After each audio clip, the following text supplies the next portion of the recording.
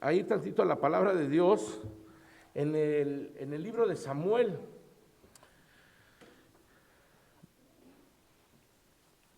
Han estado, no sé si han tenido estas lecturas presentes, porque yo sé que en el programa de lecturas de su tiempo de oración o su tiempo de lectura personal, pues no sé en qué libro estén leyendo ahorita, es la realidad, ¿no? Pero no sé qué tanto ¿se acuerdan cuándo fue la última vez que leyeron Samuel? Primera de Samuel, segunda de Samuel. Que hermanos, nada más de leerlo así, de pasadita, salen tantas enseñanzas, salen tantas instrucciones, salen tanto de conocimiento de parte de Dios, de lo que Él espera con sus hijos, que nada más así agarrando del primer capítulo, yo no sé cómo lo ocuparía en el sentido de que armarlo, pero voy leyendo y entonces, esto, ¿no? Muy claro, está esto que está diciendo es tan claro, es como un principio. Y sigo leyendo, híjole, y otro. Ahora, no todo tiene que ver como para que des un mensaje, porque no lo puedo armar, son diferentes conceptos, o digámoslo así, enseñanzas que no las puedes hilar en una sola, pero ya quedan ahí aisladas, ¿no? La enseñanza aquí, aquí, aquí, aquí. Y si uno pusiera a desmenuzar y enseñar a predicar de versículo por versículo de primera de Samuel, hermanos, tendríamos para todo el año estar estudiando Samuel, hermanos. Es demasiado, o sea, yo he visto que de las cosas, de los principios, hermanos, de adoración, de los principios de santificación, podemos tomar enseñanza de Samuel en estos libros. Tanto lo que no se debe hacer, lo que sí se debe hacer y lo que te permite guardarte y conservarte para seguir adelante. Sí, entonces Samuel es este libro, si no lo están ahorita leyendo, los invito a que lo puedan leer, porque esto nos puede empatizar también con los mensajes que podemos tener. Entonces, por eso, ¿verdad, hermanos? Yo les iba a decir desde la semana, desde hace 8 días, yo les iba a decir que así como tarea, ¿no? Lean Samuel, para que pudiéramos como que agarrar el mensaje ¡fras! Con todo, ¿no? Y darle ahorita. No lo hice, pero bueno, ahí está. Entonces vamos a primera de Samuel, hermanos.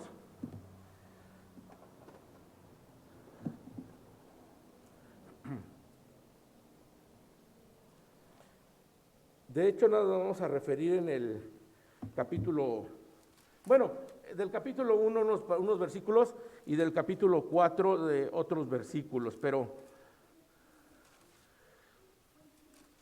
si me lo permiten decir, hermanos, lo que es el capítulo 2 y el 3, en serio lo vuelvo a leer, hermanos, y me quedo sorprendido de cómo la iglesia ha olvidado mucho del corazón de Dios, de lo que espera de nosotros, y está ahí. Algo tan esencial, tan básico, hermanos, ¿sí? Tan básico. Pero bueno, a lo mejor podemos sacar más mensajes de aquí, podemos compartirles más palabra si Dios nos lo permite. Vamos a ver. Pero bueno, yéndonos en primera de Samuel, hermanos, tenemos este libro, hermanos, que la palabra de Dios la historia, ¿verdad? Está categorizado el libro de Samuel, es el último juez y el primer profeta de Israel. Así lo describe, ¿verdad? En la historia, el libro de primera de Samuel, hermanos, que básicamente es interesante porque pone fin a lo que es a la historia de los jueces. ¿Sí? Eso es interesante, eso es algo que da comienzo a lo que es a la entrada a los reyes. ¿Sí? Acaban los jueces, empiezan los reyes y tenemos aquí al profeta, ¿verdad? Y básicamente aquí vamos a encontrar, hermanos, con la saga de Saúl, ¿sí? El comienzo de la historia de David y la ascensión de Israel y de Judá, cuando de estos naciones, básicamente se puede decir, pueblos que se separan, pero que tenemos al de Judá y Israel. Y ahí está toda la historia. Bueno, Dice la palabra de Dios, hermanos, en el versículo 9, y se levantó Ana después de que hubo comido y bebido en Silo, y mientras el sacerdote Elí estaba sentado en una silla junto a un pilar del templo de Jehová.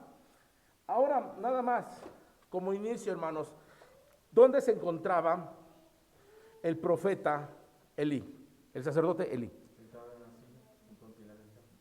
Sentado en la silla. Bueno, pues sí, pues pudo haber dicho estaba en el templo, pero la palabra describe su condición. Él se encontraba sentado.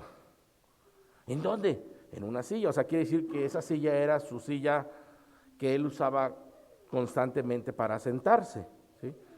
Esto no tiene nada de raro que una persona se siente en una silla, pero la Biblia lo afirma y lo expresa muy claro y te quiere dar esa característica, hermanos.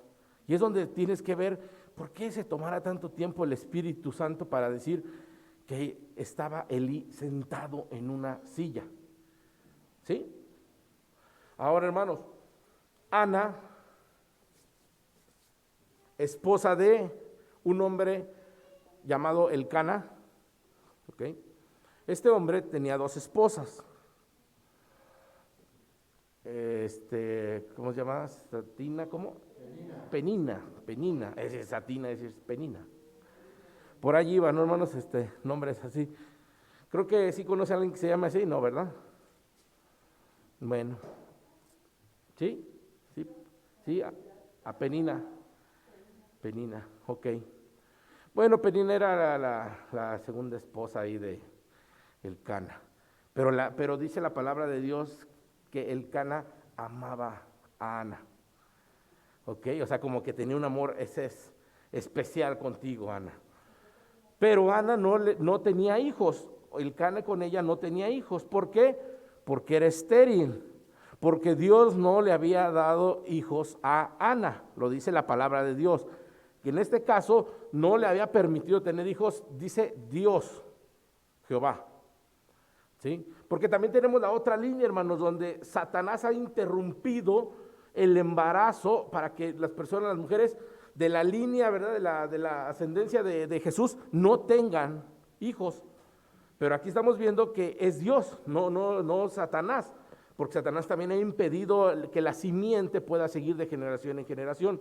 Bueno, porque tenía un plan Dios, hermanos, por eso lo especifica que fue Dios el que estaba haciendo un plan. Y ese plan tenía que ver con Ana, tenía que ver con Elcana y tenía que ver con Penina. ¿Por qué? Porque Penina siempre molestaba a Ana con esa situación. Entre mujeres, hermanos, así de que, pues yo sí le doy hijos, pues yo sí le he dado hijos, ¿verdad? Ya le había dado ahí varios, que sabemos que después Dios le da hijos a Ana y muchos, ¿verdad? Bueno, al menos 5 más, aparte de Samuel, ¿sí? Interesante, hermanos, que esos los mencionan como 5 hijos más, 3 hombres y 2 mujeres, creo, 3 hombres y 2, pero aparte pone a Samuel, y ese no está contabilizado con estos niños, con estos hijos, por una situación muy particular, que Ana ofreció a su hijo Samuel como una ofrenda para el servicio de Jehová. Entonces ya no estaba contabilizado, hermanos. Inmediatamente eso lo sacó del grupo cuando Ana hizo una promesa a Jehová, a Dios, con un clamor, con un derramamiento del alma, lloraba y oraba, dice la palabra de Dios, para que se le concediera ese hijo. ¿Sí? Llega Samuel y Ana dice, bueno, Dios, permítemelo, hasta que lo destete, lo iré a llevar al templo para que inicie su ministerio. Aunque no empezó en el ministerio directamente, sino en el servicio ministerial empezó Samuel, hermanos. Porque ¿qué hacía Samuel? Las cuestiones, ¿cómo podemos decir? Físicas, digámoslo así, de tal vez de limpieza, de acomodar, de servicio dentro del templo. No era ministerio. Ministerio tiene que ver con ¿qué, hermanos? Con personas y con la palabra. Que ministres con la palabra. De diferentes maneras lo puedes hacer, eso es ministerio. Entonces él tenía un servicio ministerial en apoyo al sacerdote, ¿sí? Ok, ahí estaba Samuel, pero bueno, nos regresamos tantito.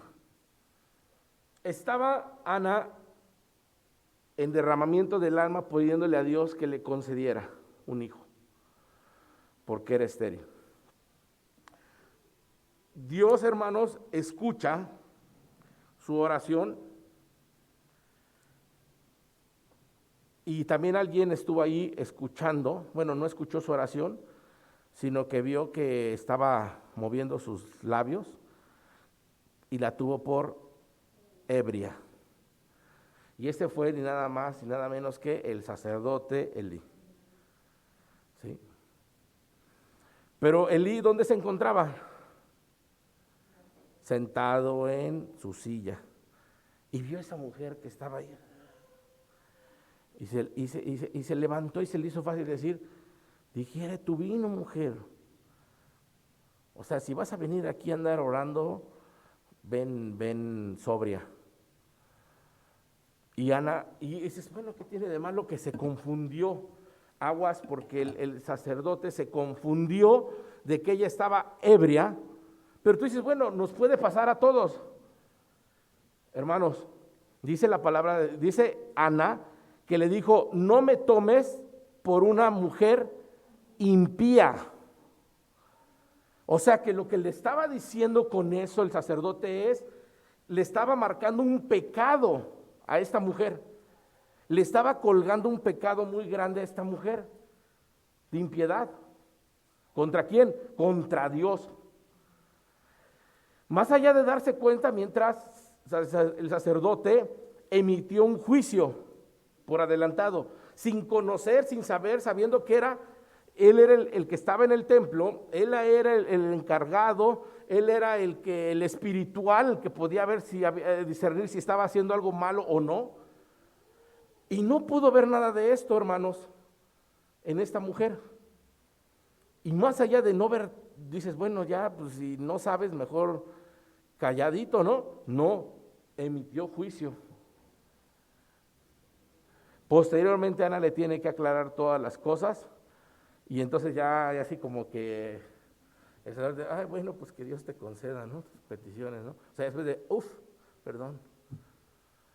Esto es algo, hermanos, interesante, que el sacerdote perdió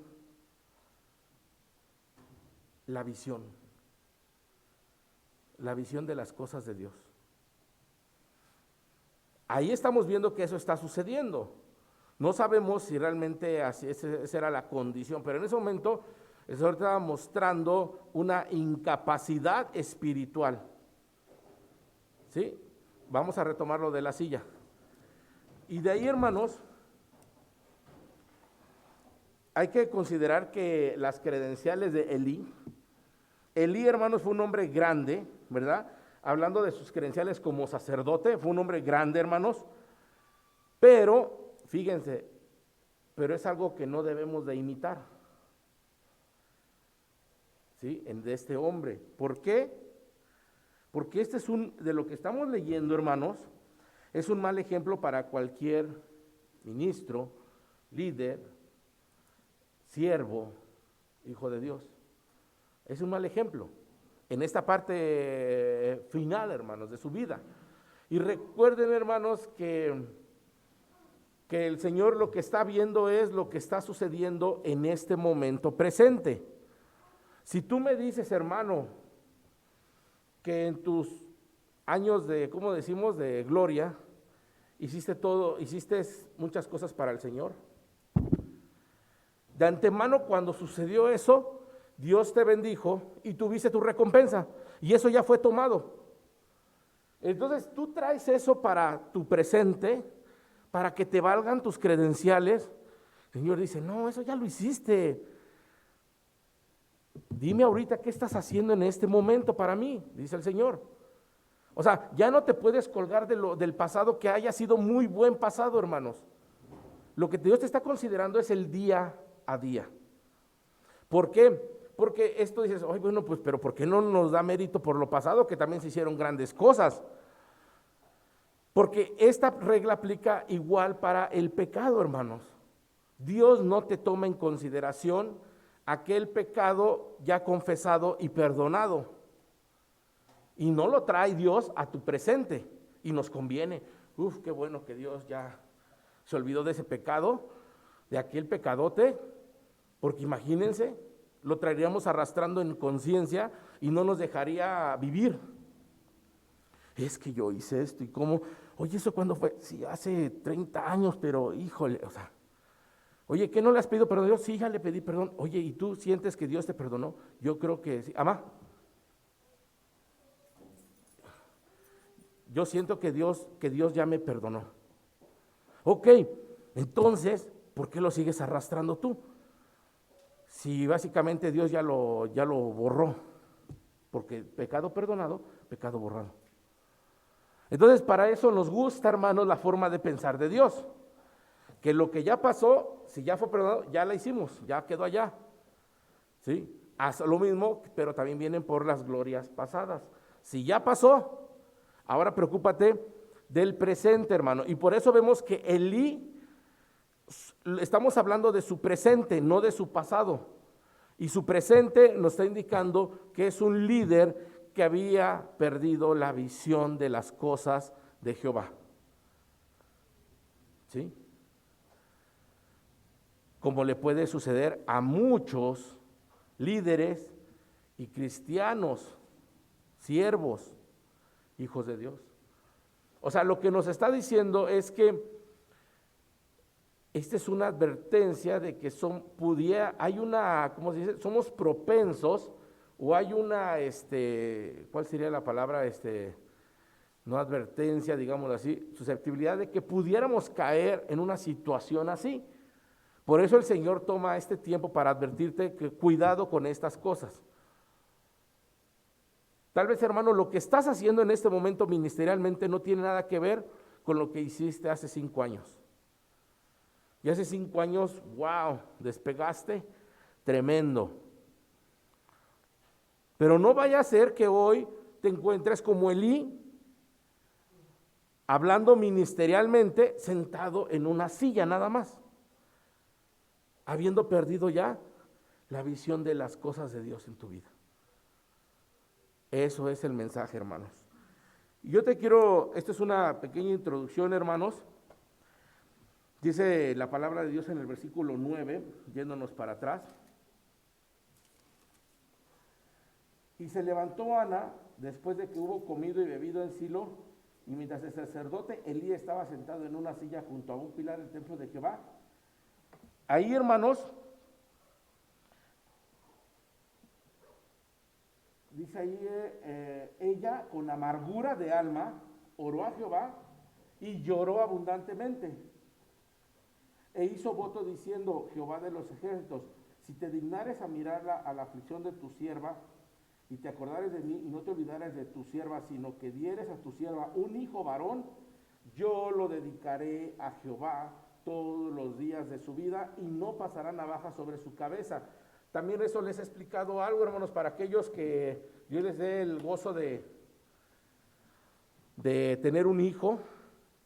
En algún momento, los solteros, los recién casados, los que, etcétera, ¿no? A eso me refiero, los que ya, papás que ya tuvieron, bueno, pues ya lo que no se hizo en el momento, ¿no? Es un gozo y una bendición que puedes tomar en ese momento con tus hijos cuando nacen, ¿sí?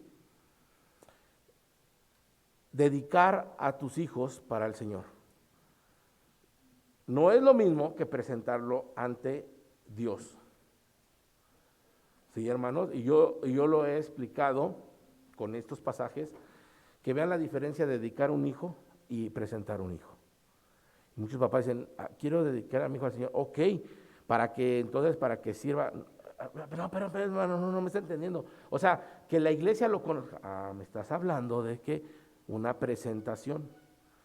presentar ante la iglesia, miren, el fruto de este matrimonio cristiano, aquí está su hijo, que quieren agradecer a la iglesia por sus oraciones, agradecer a Dios porque les ha permitido una petición de su corazón, y aquí está este niño. Ok, esa es una presentación.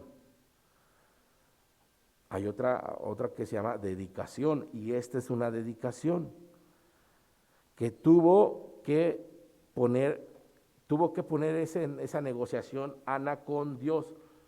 Dios, si te lo entrego, tú me lo concedes, o concédemelo, concédemelo siempre y yo te lo entrego.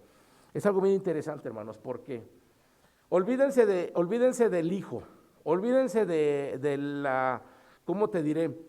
De la vida de Samuel. Por un momento pongan en vez de la vida de Samuel una petición de su corazón.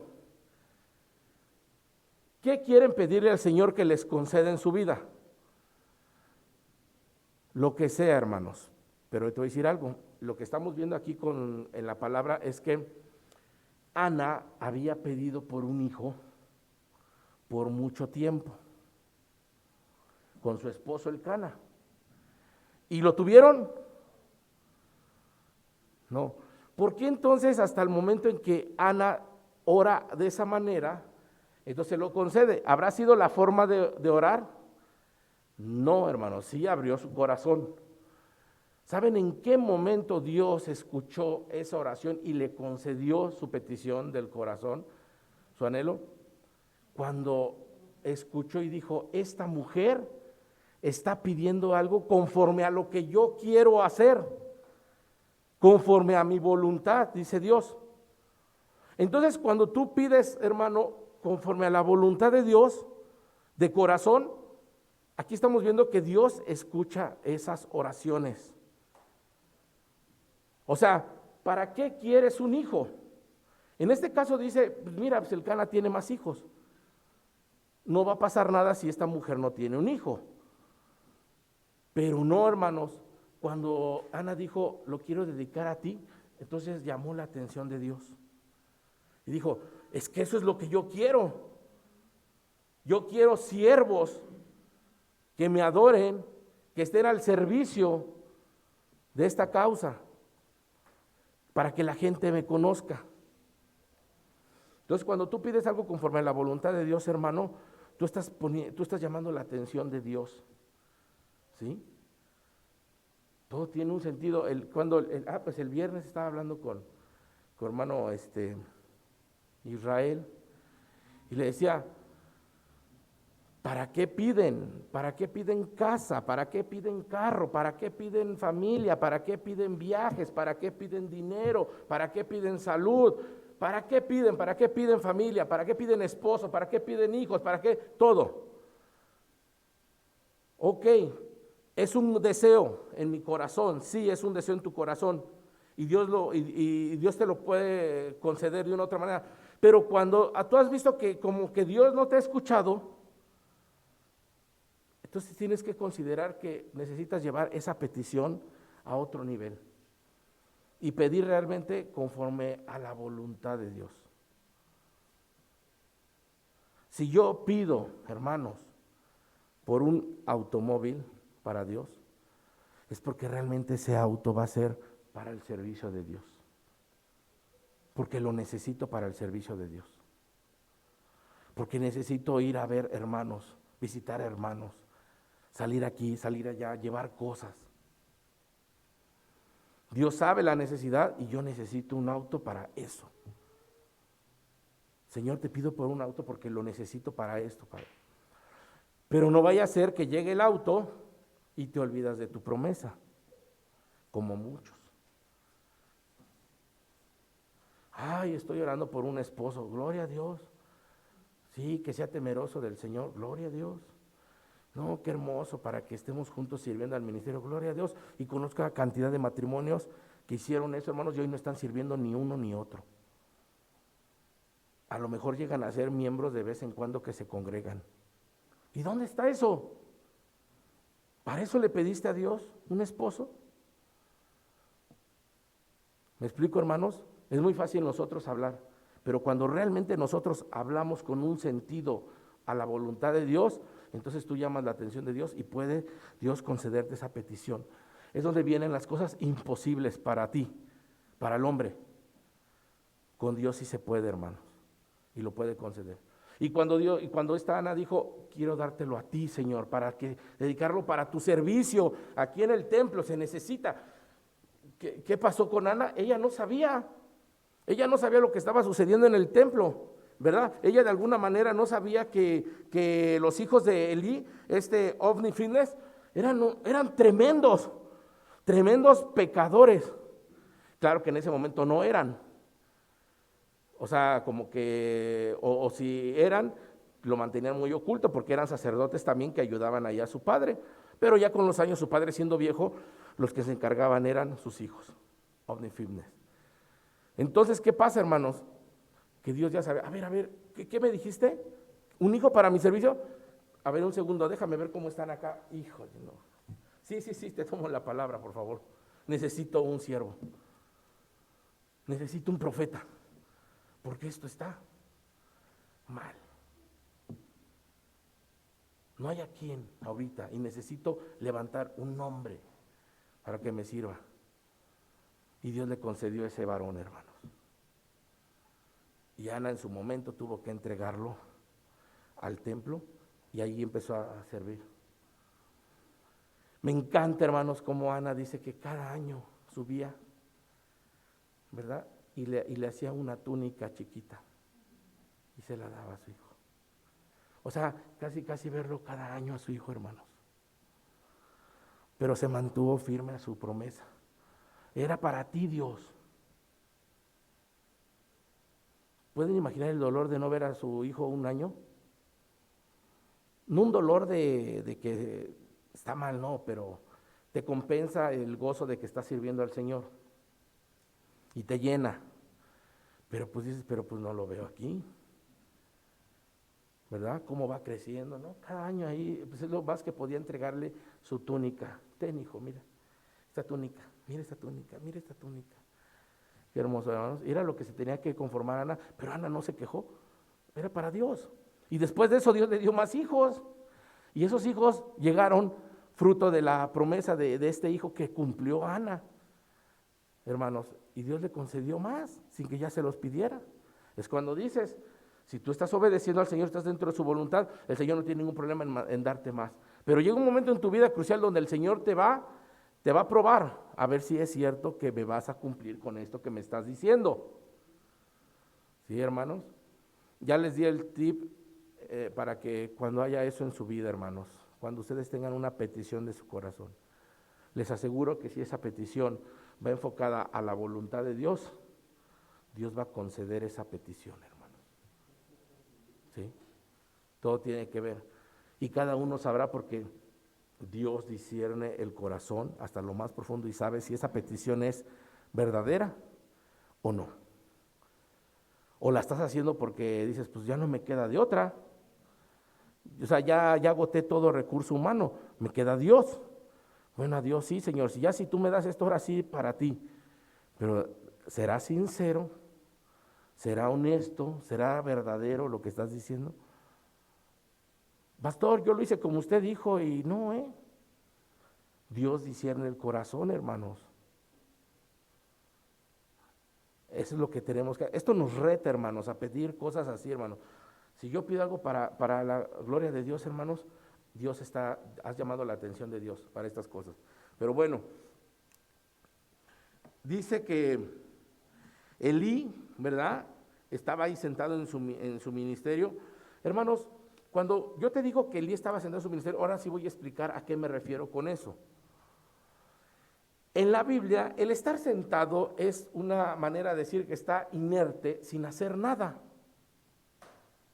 ¿Sí? Elí, hermanos, se encontraba sentado y esto nos habla si estamos a hablar de una sensibilidad, Elí había perdido la sensibilidad ¿de qué? De la necesidad del pueblo de Dios en sus vidas. Elí ya no estaba viendo la necesidad del pueblo. Ay, aquí estoy en la silla. Elí ya no estaba viendo la necesidad de instruir unos hijos en el camino de Dios. Ya me agarraron cansados estos hijos, ya estoy grande. Ya como sea, dicen muchos, ¿no? Así, ya les di sacerdocio, ya los encaminé. Mal, hermanos. Muchos padres decimos eso. Mira, pues yo ya le di una carrera, yo ya le pagué la escuela, la carrera que quiso, ya es su bronca, sí. O sea, nada que ver la formación, hermanos, de Dios, moldear a Dios en su vida de un hijo. No tiene nada que ver con que, pues ya le di un carro ahí que se haga bolas él.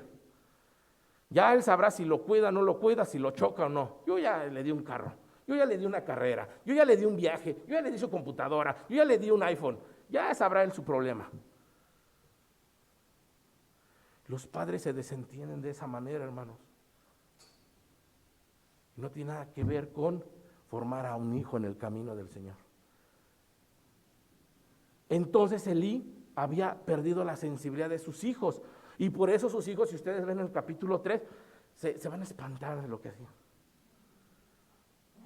Las mujeres que cuidaban, que velaban afuera de ahí del templo, ahí en el patio, pues no salían estos para acostarse con ellas, estos dos hijos. Y luego más allá del sacrificio y lo que hacían, la carne y toda la grosura y lo que tenía que consumirse como se mandaba conforme a la ley, ni hacían caso de estos cuates y hacían como querían las cosas.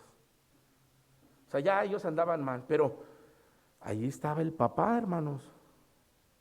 El papá había perdido la sensibilidad. Ahora, ellos tuvieron su consecuencia, los hijos, sí, pero aquí estamos viendo que el padre tuvo su consecuencia. Estoy hablando del padre, o sea, hasta ahorita, hermanos, Dios a quien hace responsable primeramente es a los padres.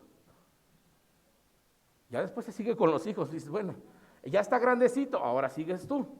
Pero mientras andabas así, que no sabías ni qué, pues las responsabilidades son de tus padres, no tuya. ¿Sí, hermano? No, es que, así, hermano, así no sé, pero es un golpe así como una espada, no sé, un cuchillazo en el corazón. Cuando yo escucho a algún padre que dice, yo dejo que mi hijo tome sus decisiones. Y yo, no, él ya tiene que tomar sus decisiones. Es tremendo, o sea, no, ya ni digo, hermanos, pero no, o sea, ¿dónde está Dios, la formación que tienes, la responsabilidad con tus hijos? Es bien cómodo decir eso, hermanos, que tome sus decisiones, que él cuando quiera, no hay que forzarlo, no hay que obligarlo. ¿Quién está hablando de forzarlo, obligarlo? Cuando tú formas a alguien, cuando hay una formación, hermanos, no obligas a nadie. Cuando no haces nada y lo quieres traer, por supuesto que solamente obligándolo, pero eso no es lo que Dios ha querido en la vida de alguien, es formación. Y Elí se quedó muy lejos de esa formación, hermanos. Les dijo, yo ya me voy a morir un día, hay que buscar a la papa, ustedes son unos inútiles, les voy a dar sacerdocio. Tengan, ahí está, como decimos, el negocio de la familia se los paso a ustedes. Ajá. Así hay muchos padres, ¿no?, que les pasan el negocio a los hijos, sin que se esfuercen, sin que lo trabajen, sin que se lo merezcan, simplemente, pues es que animos que se lo dé al gato. Digo, porque hay americanos que dejan toda su herencia a un gato. Animos se lo deja al gato. No, pues se lo dejo ahí a él, pues allá. ¿Y cuántas personas no heredan cosas, hijos, hermanos? Heredan terrenos, casas, y los venden, los malgastan, todo lo pierden. ¿Por qué? Porque, obvio, no les costó, pero porque el papá no formó nada en él. No lo llevó a un carácter conforme a Dios.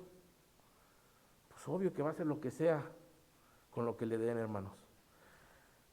Y entonces, hermanos, al perder la sensibilidad hacia la necesidad del pueblo, el pueblo sufría. El pueblo tenía un sufrimiento, hermanos, y a Elí no le importaba, porque muchos dicen, no es que no me importe, sí me importa el pueblo, pero te duele lo que está sucediendo. No, o sea, yo sé que eso es que ellos tienen una necesidad y que hay que ayudarles, pero no es que a mí me duela. Entonces tú has perdido sensibilidad, hermano. La sensibilidad tiene que ver, hermanos, por ejemplo, lo que estamos viviendo en este momento. Empezó en México que un hombre estaba hospitalizado por COVID, un empresario, y todos, y hasta todas las noticias lo siguiéndolo, no, ya se murió, no se murió, lo entubaron, no, que lo reanimaron, todo el mundo explicando, uno en México, hermanos, y todos así, no, a ver si no se muere, no, vamos a ver, hermanos, ¿cuántos fallecidos van en México? Hemos perdido sensibilidad, hermanos, ¿sabes por qué? Porque ahorita ya te aseguro que ya ni sabes ni cuántos van. Son tantos. Y deberíamos de tener la misma preocupación como por ese primer hombre, como los que llevan ahorita. Y no solo de nuestro país, sino en otros países. Porque estamos, la muerte, hermanos, nos está robando esa sensibilidad de nuestro corazón. Y empezamos a dejar de ver todo el abanico y lo centramos a mí. Y llega un punto donde ya nada más me importa yo. Pues yo con que esté bien. Miremos la familia, no, ya ni la familia, ya si mis hijos no se cuidan, allá su bronca. Y ya ves a uno nada más, hermano. Se va perdiendo la sensibilidad, hermanos. Pero no es que no te importe, porque dices, no, claro que no, ¿cómo no me va a importar la muerte? Sí, claro, son muchos miles, ¿no? Sí, pero el hecho está de que hay una cosa que es un tema importante, pero a ti no te sensibiliza ya. Esa es otra cuestión, hermanos. Entonces, Elí había perdido esa sensibilidad de la necesidad del pueblo sufriendo, y Elí seguía sentado en su silla, y venía Ana, pero no le entendía lo que estaba diciendo esa mujer, y la tuvo por hebrea, hermanos. Pero ese no es el punto es que Elí sentado en su silla juzgó equivocadamente, hermanos, por esa falta de visión, por esa falta de sensibilidad, ¿verdad? Incluso la reprendió, la juzgó a esta mujer y no se interesó seriamente por su problema. ¿Qué estás pidiendo, mujer? Bueno, no estás ebria. ¿Qué es lo que pides? Que estaba orando, mi Señor. Bueno, que Dios te conceda. Que Dios te conceda las peticiones de tu corazón. Adiós. O sea, no le interesó su problema. Me equivoqué, pues sí, entonces ya, no importa. Es tremendo, hermanos, cómo Elí iba degenerando, digamos, su santificación, ¿verdad? Con Dios. El hombre, hermanos, de Dios, sentado, no discierne. Cuando hay un tema que interesa, hasta te pones de pie, así como para ver, pero ¿qué está pasando? ¿Qué está pasando? Te pones de pie. Cuando te detiene la policía en el carro y vas de copiloto y todo, no luego te sales a ver, o sea, el que se queda sentado, hermanos, no discierne, ¿sí? Estoy hablando de esa situación, de una situación que se presenta. No tienen que ponerse de pie, hermanos, para escuchar la palabra, no, pueden quedar sentados. A eso no me refiero, hermanos, sino que no entiende el hombre de Dios que está sentado, hermanos, a los demás hermanos. O sea, cuando tú no disciernes, tú no entiendes la necesidad de tu hermano. Ahora, yo agradezco a Dios por esas muestras que han tenido con todos los hermanos por mensajes y etcétera, que ahí escriben, les llaman. Pero habrá muchos que no lo hacen, ¿sí? O sea, que no hay ese discernimiento, ¿sí? No hay ese discernimiento, hermano, de la necesidad que tiene mi hermano. Me enteré que se enfermó, pero está bien, no pasa nada, no pregunto más. ¿Sí, hermanos? O sea, no hay ese discernimiento entre los hermanos. Básicamente, cuando el ministerio de la silla, el estar sentado, hermanos, no te permite ver la bondad de los demás, porque hay bondad en los hijos de Dios, y tú no eres capaz de ver esa bondad. Tú los tachas a todos por igual, y tú vienes a la iglesia, escuchas el mensaje y dices, una ocasión escuché decir, es que en la iglesia todos son bien hipócritas, todos tienen cola que les pisen, pero ahí están el domingo en la iglesia. ¿sabes qué? No tienes discernimiento. Ya no ves la bondad en los demás hermanos. Ya los pones a todos por igual en la misma canasta. Ahí te das cuenta cómo has estado demasiado tiempo sentado. Ese es el ministerio de la silla, hermanos, ¿sí? No quieres levantarte de la silla porque estás cómodo en ella, pero sí levantas la mano para que alguien te escuche, ¿no?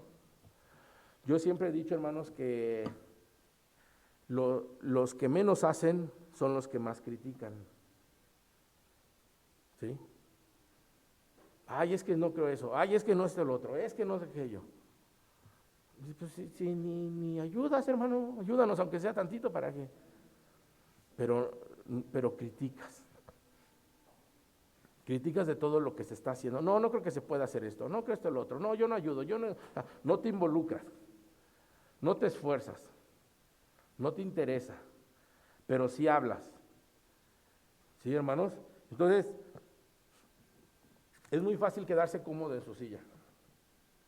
Cuando hablo de comodidad es que dice, ¿sabes qué, hermano? Yo soy muy fiel yendo al domingo a la iglesia. Sí, hermano, pero ya cuando estamos hablando de la obra de Dios, que es tan grande, la obra de Dios no se limita a nada más venir a sentarte. La obra de Dios es más grande que tú y que yo, que dio su vida a Jesucristo. No te puedes limitar a quedarte sentado en una silla sin aportar nada. ¿Sí, hermanos? Pero muchos consideran que ya cumplí. Ahora, qué bueno que viniste el domingo. Habrá otros que no. Pero eso no te exime de trabajar, de servir al Señor, hermano. El que ya me presenté, ya me vieron, ya cumplí. No, hermanos. ¿Sí? No queremos salir de nuestra comodidad, hermanos. Eso nos va a acabar. El quedarte sentado, pierdes el discernimiento, pierdes la sensibilidad de ver las cosas, pierdes la manera de ver la bondad en las demás personas, hermano. Te afecta demasiado el quedarte sentado. ¿Sí? Dicen los doctores, los médicos, que una persona inmovilizada por mucho tiempo pierde sensibilidad de sus mismas partes del cuerpo, se afectan, se dañan. Que ahí, por eso luego hay muchas enfermeras que tienen que estarlos volteando, ¿verdad?, de ladito, para que no se lastimen, porque ya se llenó de llagas de un lado, luego gíralo del otro lado, hazle su limpieza, y aún así se dañan. El cuerpo se daña cuando no se mueve, hermanos. ¿Qué nos hace pensar que en la iglesia el que tú no hagas nada no te vas a dañar, no te va a afectar, hermano? ¿Sí? Entonces, hermanos, dice el versículo 13, voy a continuar. Pero Ana hablaba en su corazón y solamente se movían sus labios y su voz no se oía, y Elí la tuvo por ebria. De aquí, hermanos,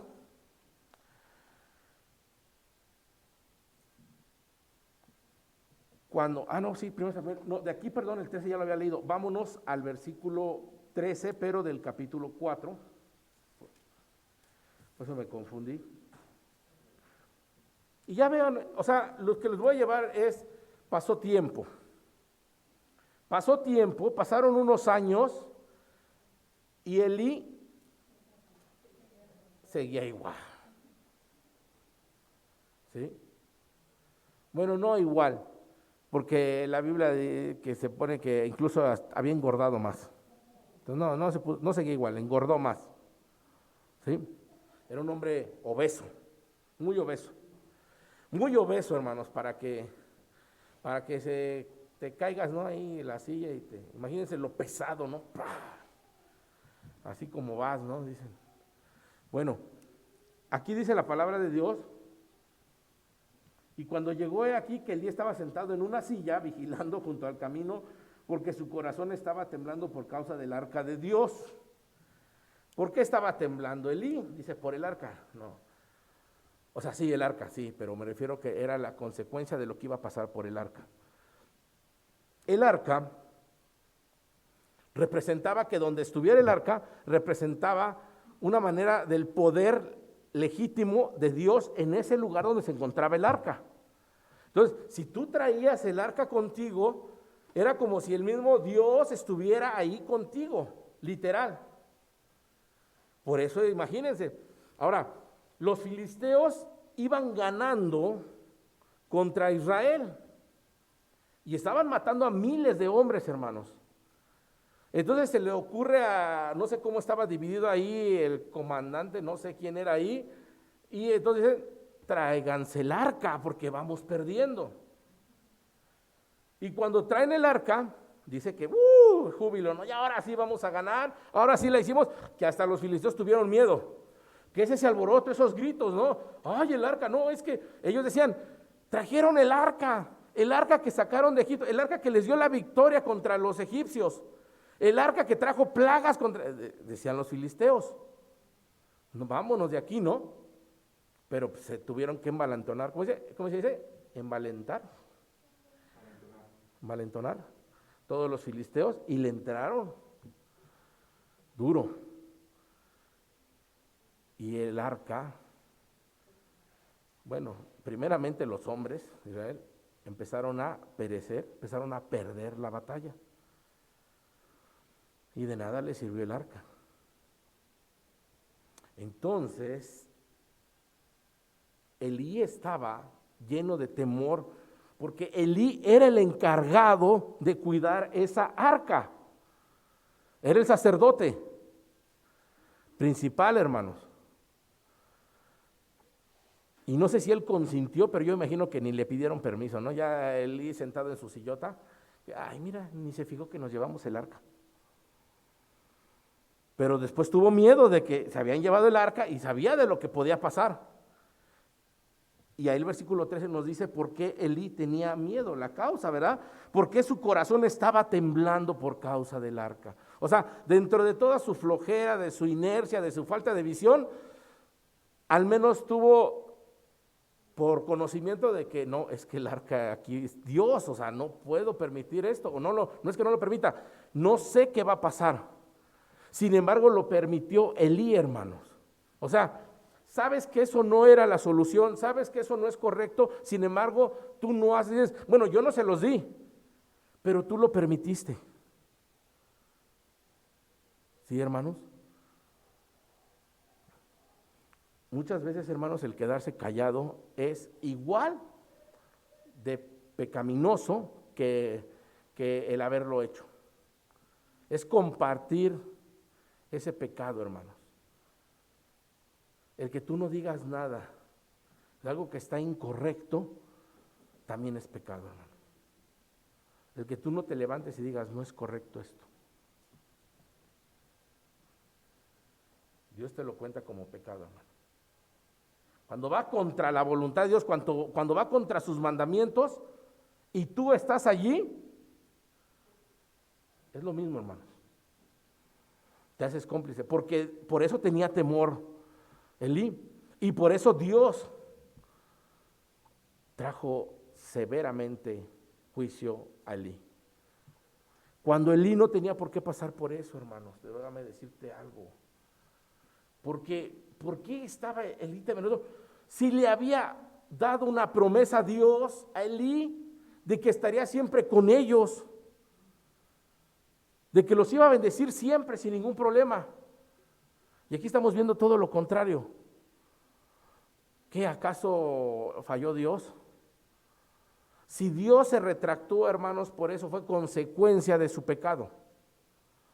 O sea, Dios te da la garantía de sus promesas, de sus bendiciones, cuando caminamos dentro de su voluntad. Porque su voluntad encierra, digamos, básicamente es la obediencia del Hijo de Dios, está encerrado dentro de su voluntad. Cuando tú te sales de esa voluntad, estás en otro camino. Y Dios no toma responsabilidad de ese camino. Dios dice, es que yo iba a bendecirte en este camino, y este camino está limpio, está bien alumbrado, bien protegido. ¿Por qué decides ir por ese camino lateral, verdad? Por ese caminito oscuro. Pues vamos para allá, ¿no? Todo es lo mismo, no. yo te tengo que bendecir aquí, porque aquí he establecido mi pacto, ¿sí? Pero otros quieren ir por ese camino. Y entonces cuando ya uno está medio así, tristón, maltratado, golpeado, moribundo, todavía dices, Dios, ¿por qué te olvidaste de mí? No, Dios no se olvidó de ti. Tú te olvidaste de Dios. Tú te saliste del camino, no fue al revés, hermanos.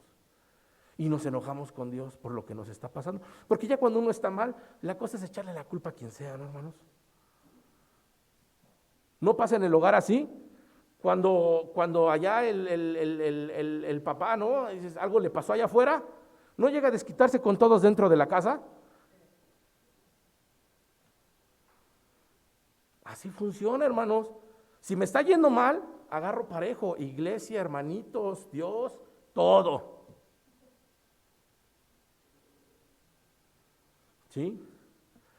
Entonces tenemos que ver, hermanos, que aquí hay un principio, que Dios ha prometido bendecirte dentro de la voluntad, su voluntad.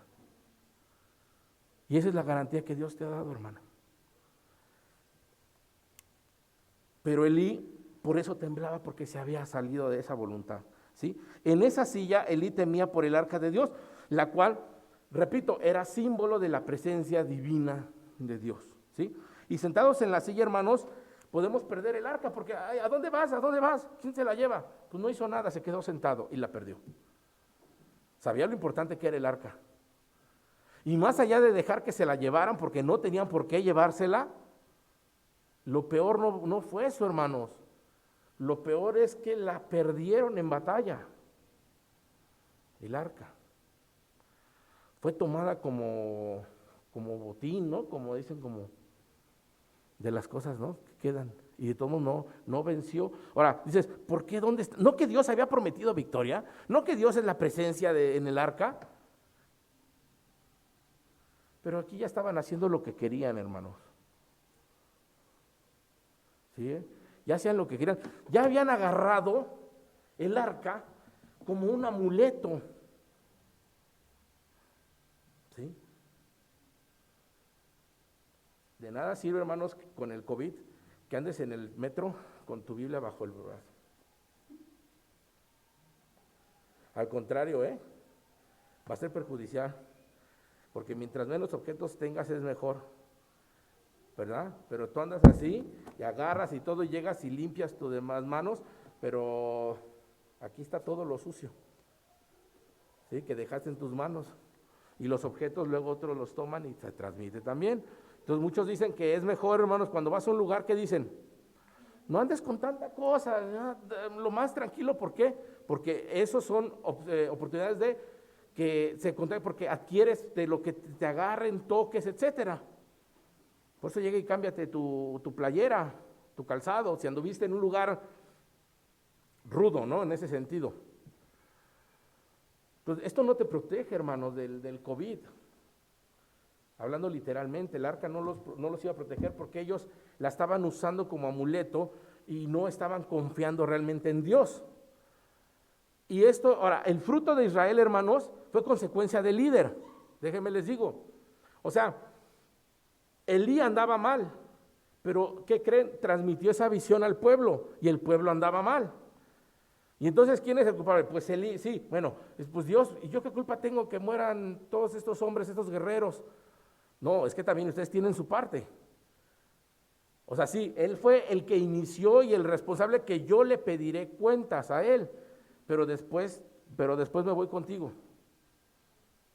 ¿Sí? Porque tú también tienes conciencia y sabes que esto que estás haciendo no es correcto. ¿Sí, hermano?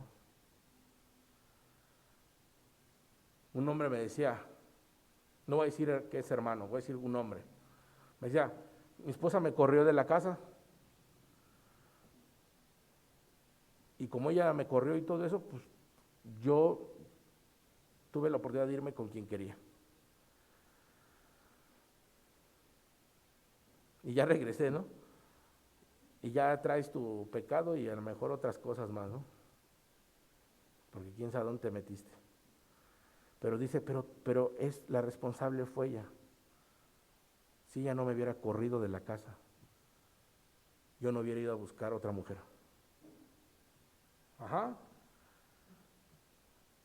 Deja que Dios arregle las cosas. ¿Sí? Y que Dios deslinde responsabilidades, que llegue el perito, ¿no? Dios, y a ver cómo nos va. Justifícate con eso. ¿Sí? Porque lo único que hiciste fue traer más mal al daño que ya había, al pecado que ya había. Le sumaste más, eso es todo. ¿Sí, hermanos? Entonces, hermanos, en esa silla de Elí,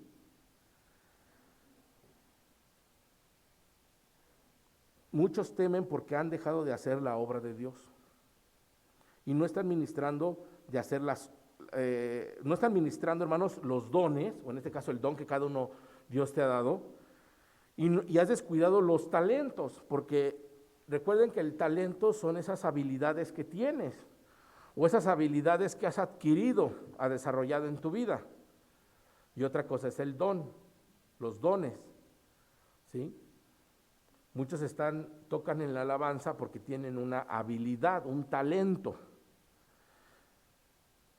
Y esos talentos se ocupan también para servir a Dios. Tus talentos y tu don, los dones se ocupan para servir a Dios. Y muchas personas han utilizado sus talentos para servir al mundo y no para servir a Dios.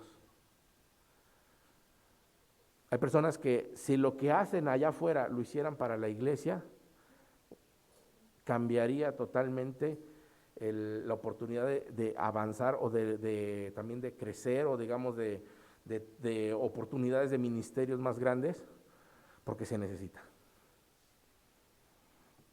¿Sí? Como esto, hermanos, esto equipo, quien lo sabe manejar tiene un talento. ¿Me explico? Y estoy seguro que allá afuera hay cantidad de hijos de Dios que hacen esto 1000 veces mejor que lo que se está haciendo. Pero ¿dónde están?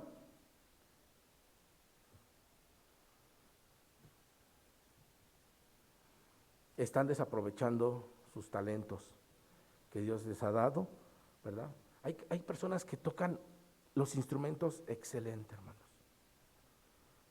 Pero ¿dónde están?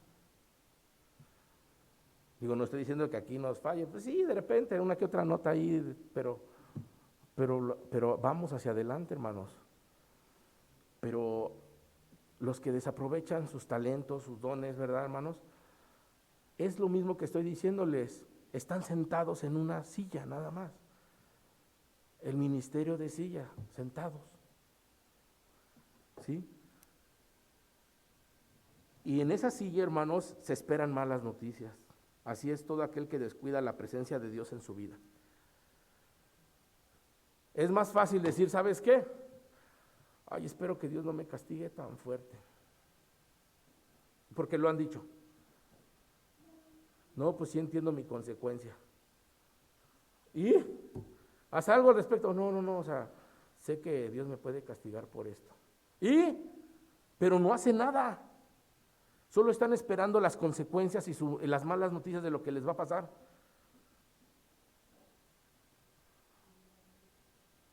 ¿Verdad? Como del chiste ese del alacrán, ¿verdad? Que pidió el hombre a su mujer que le trajera el antídoto.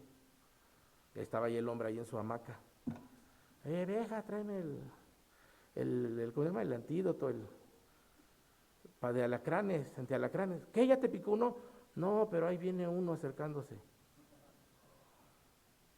Ya están esperando las consecuencias, hermanos, nada más. No son capaces de hacer algo al respecto.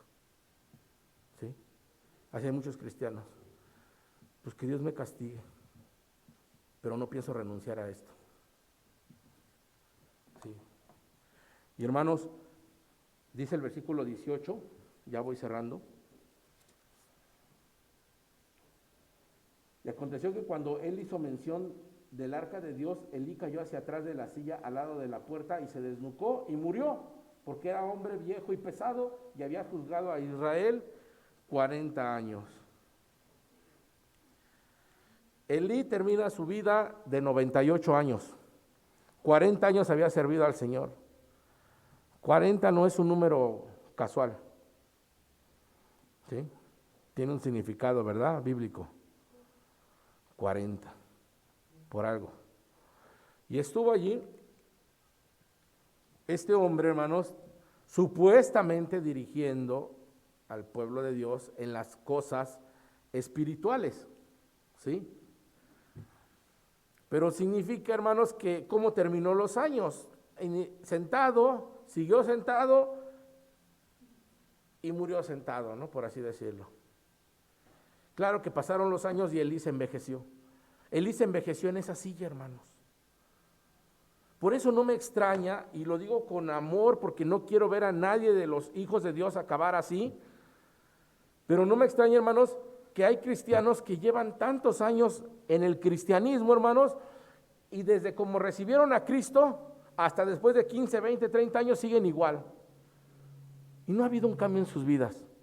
Sí, son cristianos, sí, son hijos de Dios, pero dices, oye, sigue igualito. Ay, qué bueno, no, igualito de sin hacer nada, desde que te conocí estás igual. Y así, hermanos, es tremendo ese ministerio, porque así hay personas que siguen en las cosas de Dios. Yo hace tantos años conocí de Cristo y me empecé a congregar y al menos y fui fiel a los servicios. Wow, ¿cuántos años? No, pues sí, tantos años para la gloria de Dios sirviendo. Bueno, ¿en qué has servido? No, o sea, me refiero a ir a la iglesia. Pero has hecho esto, otro, has crecido, has sido maestro, has estado en... No. Así como conocieron de Cristo, siguen igual por los años, hermanos. No ha habido un crecimiento en sus vidas. Y no vaya a pasar como con Elí, y así van a morir.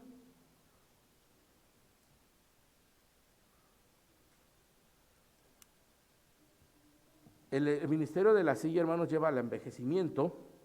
El ministerio de la silla te lleva a que se pierden las fuerzas, el vigor, el ánimo, hermanos, y todo se vuelve una rutina. O sea que nos tornamos muy tradicionalistas, ¿verdad, hermanos? Es domingo, hay que ir a la iglesia, levántense.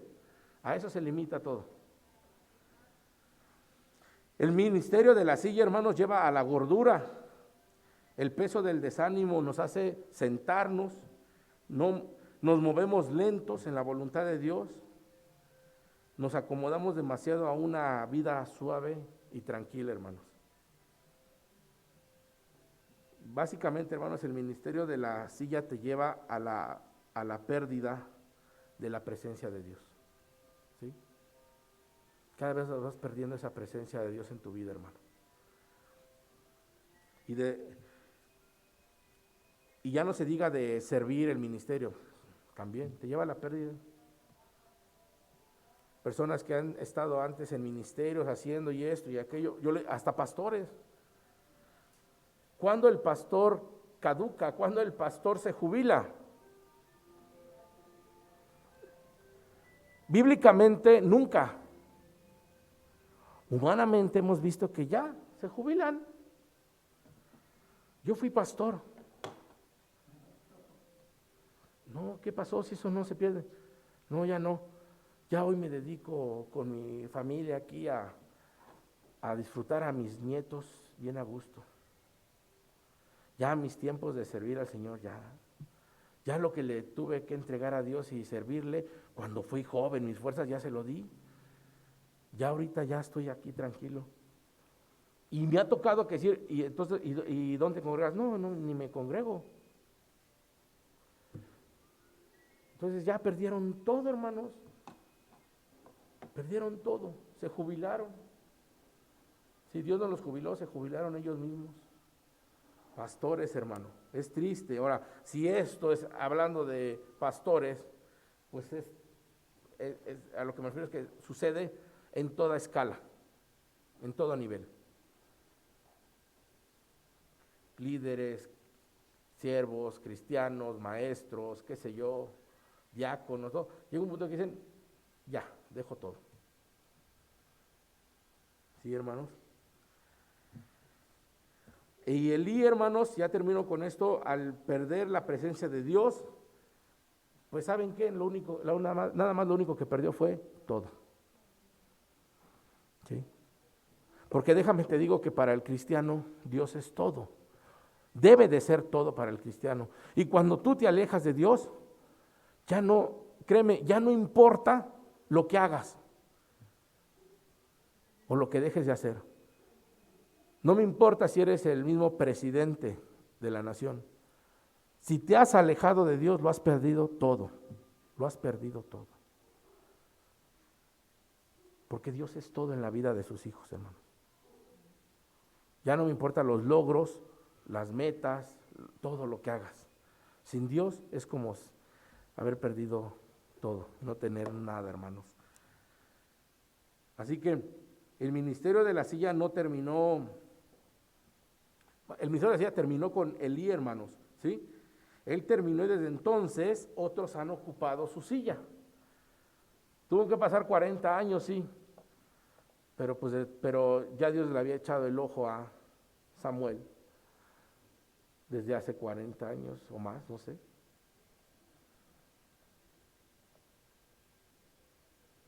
Pero ya sabía que iba a venir un hombre. Y Dios necesitaba un varón que se entregara por completo a su obra y que fuera respaldado por sus padres para que pudiera seguir adelante ese varón, porque un día ese varón primero fue niño. Y el niño necesita instrucción para que tome buenas decisiones después. No es, deja que tome sus decisiones. Entonces, hermanos, Dios estaba deseando un varón así, que naciera ese niño un día. Y estuvo escuchando cientos de oraciones, hermanos, como las de Ana. Pero cuando escuchó una oración que decía, quiero dedicártelo, de aquí se agarró Dios, ven para acá. Esta oración va, la contestada. Porque Dios ya sabía lo que iba a suceder más adelante. Y dónde lo iba a poner a Samuel. Entonces, hermanos, vean el plan de Dios, cómo abarca todo. Te he dado muchas aplicaciones para tu vida en esta tarde, hermanos, ¿sí? Si estás yo te digo, hermano, si consideras que estás en esa silla, levántate y conviértete en un servidor de Dios. No te estanques en esa silla. Amén. Vamos a orar, hermanos.